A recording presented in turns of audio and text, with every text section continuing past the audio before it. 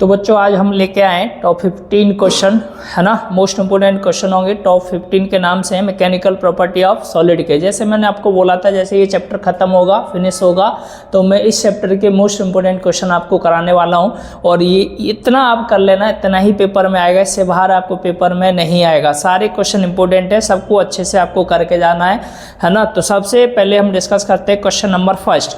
Question number first है young modulus of wire.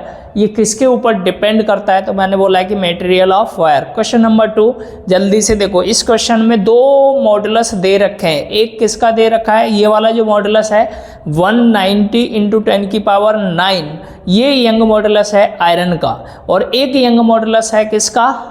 Glass का, जिसको हम लिख सकते हैं YG = 65 × 10⁹। तो सबसे ज़्यादा किसका है सबसे ज़्यादा जो यंग मॉडुलस है वो आप देख रहे हो आयरन का है। तो जिसका यंग मॉडुलस सबसे ज़्यादा होता है तो आप बोलोगे वही क्या होगा? मोर इलास्टिक होने वाला है। ठीक, तो हमें याद रखना है यंग मॉडुलस जो होता है वो डायरेक्टली प्रोपोर्शनल होगा किसके? इलास्टिसिटी के। तो आयरन इज मोर इलास्टिक, है ना, ये इसका आंसर होगा। तीसरा क्वेश्चन देखो, ये न्यूमेरिकल है कुछ क्वेश्चन, और ये इंपॉर्टेंट है, इतने न्यूमेरिकल आप कर लेना। इन्हीं सेम फॉर्मूला के ऊपर न्यूमेरिकल आपसे पूछे जाएंगे। तो जैसे लेंथ दे रखा है इसमें 1 मीटर, रेडियस दे रखा है 10 m, और इसको मीटर में कन्वर्ट कर लेना। तो ये सॉल्व करने के बाद मिलेगा 10⁻²। इसके बाद इसमें फोर्स की वैल्यू दे रखा है 100 kN, इसको न्यूटन में कन्वर्ट कर लेना। तो ये बन जाएगा 100 × 10⁻³ न्यूटन। अब आपको निकालना क्या है? स्ट्रेस। तो हमें पता है स्ट्रेस का फॉर्मूला क्या होता है? Force upon area. जब क्रॉस सेक्शन फॉर्म में तो फोर्स अपॉन πr² कर दो, फोर्स की जगह पर ये वैल्यू पुट कर दो जो यहाँ पर दे रखा है। पाई की वैल्यू आप जानते हो 3.14 पुट कर दो, आर की वैल्यू यहाँ से पुट कर दो 10⁻², इसका स्क्वायर कर लेना, ये होगा 10⁻⁴। और इसको ऊपर लेके जाएंगे तो ये बन जाएगा 10⁻⁴ इंटू में 10⁵ × 10⁻⁴, ये हो जाएगा 10⁹। एक पावर कम कर लेना, इधर ऊपर 0 बढ़ा लेना, इसको सॉल्व करेंगे तो 3.18 10⁸ न्यूटन मीटर स्क्वायर, ये आ जाएगा स्ट्रेस का आंसर। क्लियर है? ये था क्वेश्चन नंबर 3। इसके बाद है बच्चा क्वेश्चन नंबर 4। ये भी न्यूमेरिकल है, इसमें क्रॉस सेक्शन दे रखा है डायमेंशन के फॉर्म में, तो दोनों का मल्टीप्लाई कर लेना, क्रॉस सेक्शन एरिया होगा। फोर्स की वैल्यू दे रखा है 44500, है ना, न्यूटन। तो ये फोर्स हो गया। इसमें आपको दे रखा है शेयर मॉडुलस किसका? कॉपर का 42 × 10⁹। मुझे निकालना क्या क्वेश्चन में? स्ट्रेन फाइंड करना है। तो स्ट्रेन निकालने के लिए हमने क्या है यहाँ पर शेयर उसका फॉर्मूला अप्लाई किया है, शेयर मॉडुलस, है ना, मॉडुलस। शेयर मॉडुलस का फॉर्मूला को हम लिखते हैं G से। तो ये हो जाएगा फोर्स अपॉन एरिया अपॉन में स्ट्रेन को इधर भेज दो और इस शेयर मॉडुलस को इस साइड भेज दो। तो ये बन गया F/AG। वैल्यू को पुट करो और इसको सॉल्व करना है। अब देखो 10⁹, ये 10⁻⁻6, इसको सॉल्व करेंगे तो ये बन जाएगा 10⁻3, इसको ऊपर लेके जाओ -3 हो जाएगा, और इसको बाकी को सॉल्व कर लो, ये वैल्यू मिल जाएगा। ये था strain question number 4। Clear? Next question है बच्चा क्वेश्चन नंबर 5।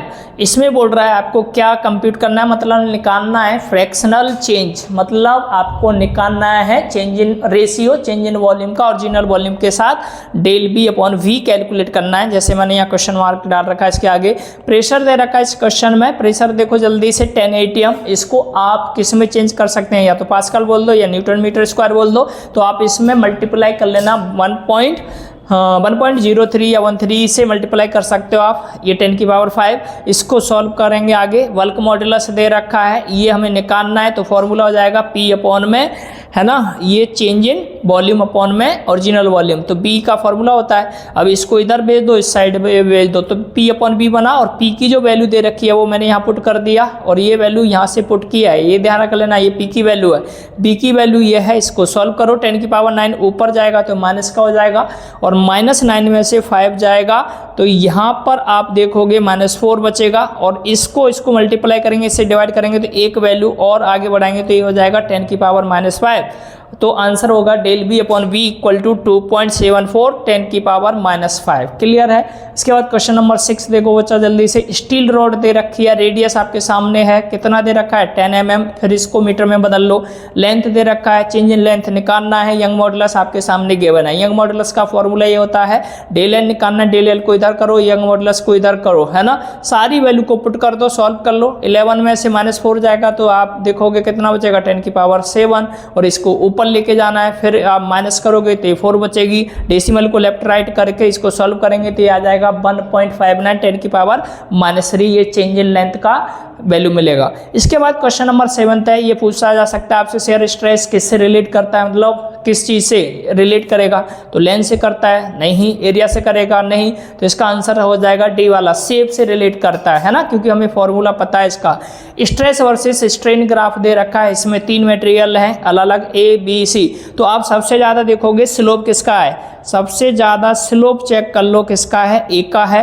तो ये मैं बोलूँगा कि जिसका स्लोप ज़्यादा है होता है यंग मॉडुलस उसका ज़्यादा, और जिसका यंग मॉडुलस ज़्यादा वो मोर इलास्टिक होगा, या इलास्टिसिटी उसकी सबसे क्या होगी ज़्यादा। तो ए सबसे ज़्यादा होगा, बी इससे कम और सी सबसे कम। तो यहाँ मैंने लिखा है स्लोप ज़्यादा है तो यंग मॉडुलस ज़्यादा, इलास्टिसिटी ज़्यादा, तो ए वाला मोर इलास्टिक होगा, बी वाला उससे कम, सी वाला उससे कम, सबसे कम सी वाला है, उससे ज़्यादा बी वाला है, फिर ए वाला। तो यानी आंसर ए हो जाएगा इसका सबसे ज़्यादा जो होगा। क्लियर है। इसके बाद देखो क्वेश्चन नंबर 9, ये पूछ रहा है substance which can be stretch to cause large strain, तो इसका आंसर होगा इलास्टोमर, है ना। यानी हम अगर मैं बात करूँ कि जो सबस्टेंस सबसे ज़्यादा स्ट्रेच होता है तो वहाँ पर स्ट्रेन जैसी बढ़ेगी तो उसको किस में बढ़ सकती है, उसका नाम सबस्टेंस का होता है इलास्टोमर्स। क्वेश्चन नंबर 10 देखो सारे बच्चे, आपको बताना है टेंसाइल स्ट्रेस का रेशियो किसके साथ, लॉन्गिट्यूडिनल स्ट्रेन के साथ, तो ये यंग मॉडुलस रिप्रेजेंट करता है, आंसर नंबर बी होगा। क्लियर। ये तो था कुछ इंपॉर्टेंट क्वेश्चन, इस फिर मैंने इसी में आगे सीक्वेंस में बढ़ा रखे हैं कुछ क्वेश्चन, और ये क्वेश्चन थ्योरेटिकल हैं जो आपके नोट्स हैं, नोट्स में भी ये सब चीज़ें लिखी हुई हैं, तो एक बार आप वहाँ पर देख सकते हो, ये मैंने भी आपको पढ़ा रखा है। पहला क्वेश्चन नंबर 11 है, यानी आपको उस कर्व के बारे में बताना है, तो इसके अंदर 5-6 पॉइंट दे रखे हैं, वो क्या होते हैं ये मैंने आपको नोट्स में पढ़ाया था। यहाँ से यहाँ तक परफेक्टली इलास्टिक होता है ना, ऐसे बी पॉइंट क्या इलास्टिक लिमिट, सी पॉइंट क्या है ये आपको बताना है, डी पॉइंट क्या है प्लास्टिक लिमिट के बाद, ई क्या है अल्टीमेट पॉइंट, है ना, ई क्या है फ्रैक्चर आपका फ्रैक्चर पॉइंट। तो इन सबको एक्सप्लेन करना आना चाहिए, ग्राफ मोस्ट इंपोर्टेंट है, इसको पढ़ के जाना है। इसी से अगला क्वेश्चन है क्वेश्चन नंबर 12, पॉइजन रेशियो। तो पॉइजन रेशियो में आप डेफिनेशन याद रखना कि अगर मैं बोलूँ कि lateral ratio of the lateral strain to the longitudinal strain, अगर लेटरल स्ट्रेन का रेशियो लॉन्गिट्यूडिनल स्ट्रेन के साथ निकालोगे तो वो होता है पॉइजन रेशियो, और इसको हम सिग्मा से लिखते हैं। तो सिग्मा इक्वल टू हो जाएगा -δr/r अपॉन में del(L), ये टोटल वैल्यू होगी। और इस केस में आप देखोगे अगर हम लेंथ बढ़ा रहे हैं किसी ऑब्जेक्ट की तो डायमीटर या रेडियस क्या करता है, डिक्रीज हो जाता है ना, तो इसलिए माइनस का साइन भी है। ये था क्वेश्चन नंबर 12। इसके बाद देखो सारे बच्चे क्वेश्चन नंबर 13,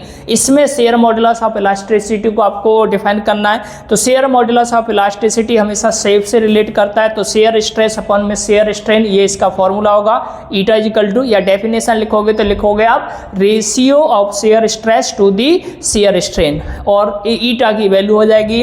अब यहाँ से मैं इसको फॉर्मूला में लिखूँ, स्ट्रेस की जगह force upon area, shear strain की जगह del(x/x), और del(x/ax) जो होता है वो tan थीटा देता है। तो आप यहाँ पर इसकी जगह tan थीटा डाल दो तो फॉर्मूला बन जाएगा F/a tan थीटा, और ईटा की जगह पर मैं tan थीटा निकालना चाहूँ तो ईटा इधर भेज दो, तो आपके पास फॉर्मूला जो बनेगा tan इनवर्स F/ईटा। क्वेश्चन नंबर 14 मोस्ट इंपोर्टेंट है, आपसे पोटेंशियल एनर्जी पूछी जा सकती है ना, इलास्टिक पोटेंशियल एनर्जी। तो इसमें आपको एक सब्सटेंस लेना है और उसको हम फोर्स लगाएंगे नीचे की तरफ, वेट हैंग कर सकते हैं, तो इससे इसकी लेंथ में क्या आएगा, चेंज, और उनको हम क्या मान सकते हैं, लिमिट। तो मैं बोलूँगा कहाँ से हम मान लो यहाँ से खींच रहे, इसकी ओरिजिन मान लो ये 0 से स्टार्ट होगा और del(L) तक हमने क्या किया, इसको स्ट्रेच किया, तो ये लिमिट का काम कर जाएगा। तो एनर्जी वाले क्वेश्चन में बच्चा आपको सबको मैंने पहले बता रखा है, तो आप वर्क डन निकालने के लिए जाओगे, सबसे पहले वर्क डन का फॉर्मूला लगाओ। सब बच्चों को पता है force into displacement work done का फॉर्मूला होता है, और फोर्स का फॉर्मूला निकालेंगे कहाँ से, यंग मॉडुलस से। तो Young modulus is equal to, जैसे हमने पढ़ा है, फोर्स बोलो अपॉन एरिया इंटू में क्या आ जाता है, स्ट्रेन, और यहाँ पर हम क्या अप्लाई करेंगे, स्ट्रेस अपॉन स्ट्रेन वाला फॉर्मूला होगा। तो आप बोल सकते हो del(L/L), ये वैल्यू पुट कर सकते हैं। क्लियर है। तो अगर मैंने यंग मॉडुलस वाला फॉर्मूला अप्लाई किया तो फोर्स की जगह पर मैंने पुट कर रखा है (ax) अपॉन में क्या आ जाएगा, L, है ना। ये किसका फॉर्मूला होगा आपका, जल्दी से बताओ, फोर्स का। तो ये फोर्स की जगह पर हमने पुट कर दिया, dx एज इट रहेगा। जो कांस्टेंट चीज़ है जैसे (a)L, ये कांस्टेंट है, इसको क्या करेंगे बाहर, और इंटीग्रेशन करना है x dx का, तो x का इंटीग्रेशन हो जाएगा x² बाई, लिमिट पुट कर दो यहाँ पर 0 से del(L). तो हमने लिमिट पुट करने के बाद देखा वर्क डन की वैल्यू ये मिला। अब इसमें मैंने क्या किया है, एल से वही चीज़ मल्टीप्लाई और डिवाइड दोनों किया तो ये बन जाएगा आपके सामने फॉर्मूला बाई ए एल, नीचे होगा एल, इसका होल स्क्वायर कर दो, है ना। तो ये बनेगा आपके सामने, देख रहे हो ये क्या है, स्ट्रेन को रिप्रेजेंट करेगा, यानी डेल एल अपॉन एल। अब हमें पता है स्ट्रेन और इसका स्क्वायर है तो स्ट्रेन का स्क्वायर कर दो, जैसे मैंने यहाँ किया है। 1/2 को हमने बाहर किया, अब यहाँ पर ए एल की जगह पर वॉल्यूम आ जाएगा, है ना, और यंग मॉडुलस, और ये स्ट्रेन को 2 बार लिखोगे अलग अलग करके, तो एक स्ट्रेन और यंग मॉडुलस को देखेंगे स्ट्रेस, और ये स्ट्रेन ऐसे रह जाएगा। तो ये मिल गया मुझे पोटेंशियल एनर्जी। अगर मुझे potential energy per unit volume पूछ रहा है तो मैं इस वॉल्यूम को इधर कर दूंगा, तो ये बन जाएगा potential energy per unit volume 1/2, है ना, स्ट्रेस मल्टीप्लाई में strain. Question number 15 Hooke's law, ये भी इंपॉर्टेंट है, तो आपको ये भी अच्छे से करके जाना है। टॉप 15 क्वेश्चन है आपके और ये लास्ट क्वेश्चन है, इसमें से ही पेपर में आएगा। ये सारे क्वेश्चन आपको बड़े अच्छे से करके जाना है सभी बच्चों को। हुक्स लॉ कहता है क्या है कि जब हम बात करें कि with in perfectly elastic limit में स्ट्रेस जो प्रोड्यूस होता है वो डायरेक्टली प्रोपोर्शनल होगा किसके, स्ट्रेन के। तो अगर मैं डायरेक्टली प्रोपोर्शनल का सिंबल हटाऊंगा तो यहाँ पर एक कांस्टेंट ऑफ प्रोपोर्शनलिटी देना होता है, जिसको हमने किससे लिखा है, ई से। तो मेरे पास फॉर्मूला होता है स्ट्रेस इक्वल टू ई, मतलब ई को बोलते हैं कांस्टेंट ऑफ प्रोपोर्शनलिटी, या फिर आप बोल सकते हो मॉडुलस ऑफ इलास्टिसिटी। तो हमारे पास मॉडुलस ऑफ इलास्टिसिटी निकालना है तो स्ट्रेन को इधर भेज दो, स्ट्रेस अपॉन स्ट्रेन ये होता है मॉडुलस ऑफ इलास्टिसिटी। अब यहाँ पर आप याद रखना कि मॉडुलस ऑफ इलास्टिसिटी हमेशा नेचर ऑफ मटेरियल के ऊपर क्या करती है, डिपेंड।